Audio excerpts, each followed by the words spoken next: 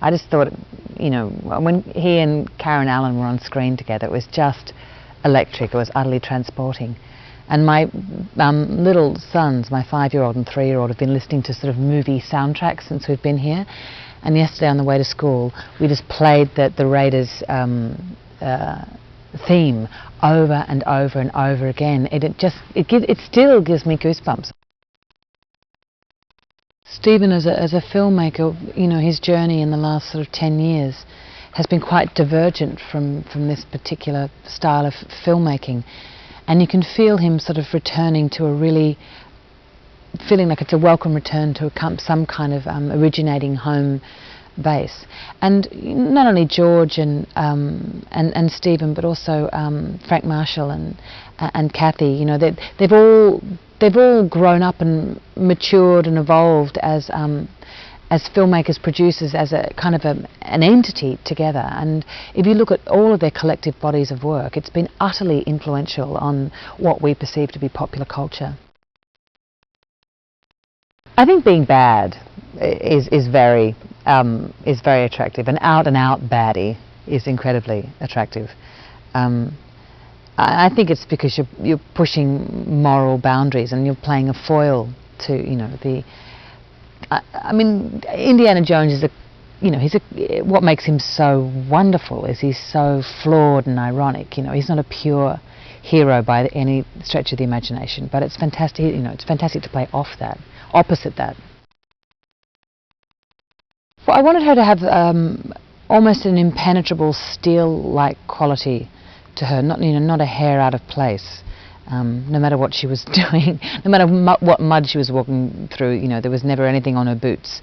There's something, I don't know how else to put it really, impenetrable about her. And I think, you know, in dress uniform in the Russian military at the time, they wore rapiers, swords.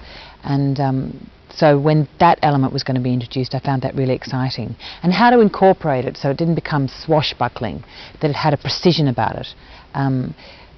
I hope I've created a villain who's penetrating and so therefore potentially lethal.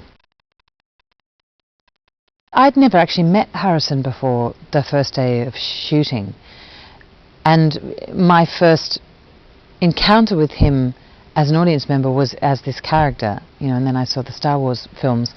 And so it seemed perfectly right that the first time I should meet him, he would be in costume. We're shooting her first entry into the film, and everyone just cheered at the end of the first take. She's just this extraordinary, liberated presence on screen. And I remember seeing her the first time and just thinking, there was no other heroine I'd ever seen as free and as feisty as that. She really created something, you know, for me as a young girl, it was utterly inspiring. And she's so buoyant. You just fall in love with her, you know, both as a person and as a screen presence. He's a wonderful improviser. He's really he's able, as a young actor, he really understands stakes.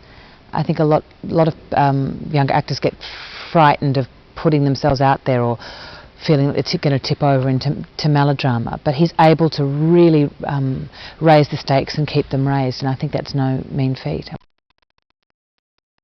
There's things for the adults, but there's also things for, you know, the young adolescents. It really is quite unique in that way. Like it's got such a broad audience base, and it's also working with Stephen. And I think every single person on the set just loves the film. You can feel it. They're excited by it.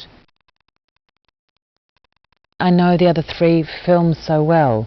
You can already feel how it's slotting into the canon, and that's really exciting, to be part of something that not only is current and you hope will really take off with a generation who doesn't necessarily know the franchise, but also that will last the test of time and sit in, you know, in the little box set along with the other 3 films. I mean, I'm completely and utterly stoked to be you know, part of that legacy. I'm so pleased.